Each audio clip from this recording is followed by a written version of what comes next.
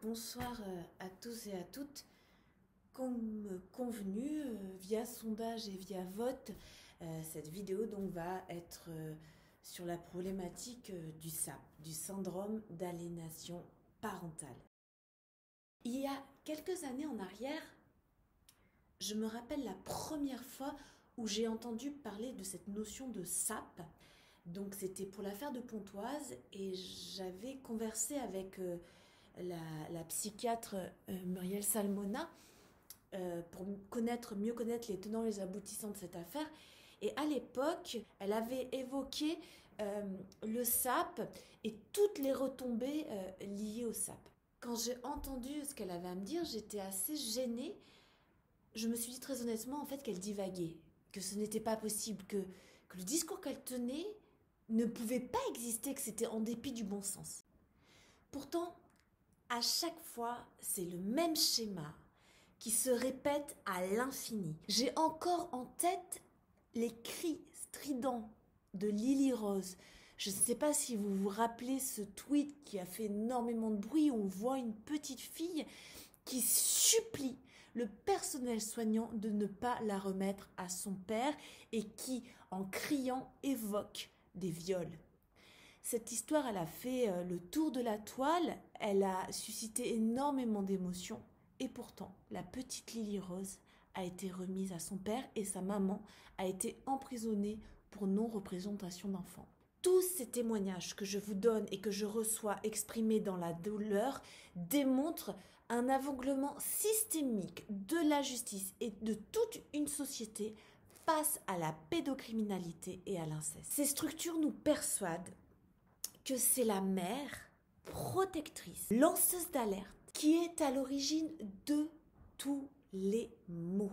Les tribunaux vont alors condamner les femmes qui dénoncent des actes pédocriminels sur les enfants. Ils vont condamner aussi et inquiéter les personnes qui vont se lever pour que ces actes soient justifiés et que les violeurs, les pédocriminels soient incriminés. Comment font ces institutions-là pour se lever contre ces lanceuses d'alerte? Ils vont les faire taire en les désenfantant et ou en les emprisonnant pour non-représentation d'enfants, puisqu'une femme qui suspecte son conjoint d'avoir des gestes incestueux vis-à-vis de son enfant va refuser et va protéger son enfant et va refuser de lui remettre.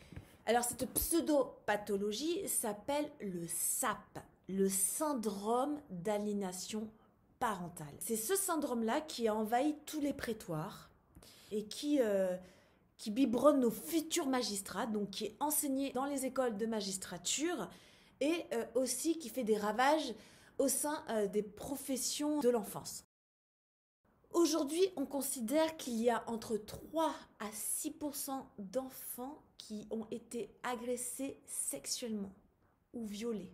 Il va y avoir forcément, avec les changements de paradigme et les changements sociétaux actuels, puisque la société se transforme vraiment de l'intérieur, et notamment avec la vague MeToo, des scandales qui vont éclater dans les prochaines années. La parole va forcément se libérer. Le SAP va permettre de classer assez rapidement les affaires de façon systémique et va donner la garde de l'enfant aux parents violeurs ou agresseurs. Aujourd'hui, il faut le rappeler, la sphère familiale est l'endroit le plus dangereux. C'est l'endroit où un enfant risque le plus de subir des agressions et des violences sexuelles. L'espace familial n'est pas un lieu sûr. Donc plutôt que d'imaginer que dans une classe, on a 2 à 3 enfants qui ont ou qui vont subir des agressions sexuelles ou des viols, on préfère dire que les personnes protectrices, notamment les mères, sont folles et que c'est elles qu'il faut enfermer. On préfère aussi dire que les mères sont des femmes aliénantes, manipulatrices, et que ce sont elles qui mettent ça dans la tête des enfants. Alors il n'y a pas 36 solutions, hein. Pour dessaper la justice, il faut absolument botter le cul aux allégations de Garner. C'est l'inventeur de cette théorie délétère et dévastatrice et qui octroie systématiquement la garde de l'enfant victime au père, donc à son agresseur. il faut vraiment alerter et en parler autour de nous parce que ça va passer par un travail de déconstruction totale de la justice.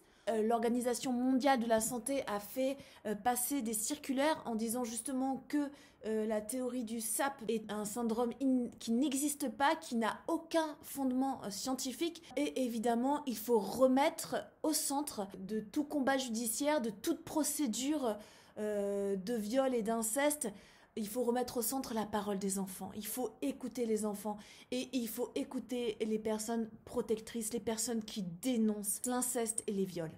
Le SAP est un chef-d'œuvre de misogynie masculiniste. Protégez vos enfants des sapons la justice.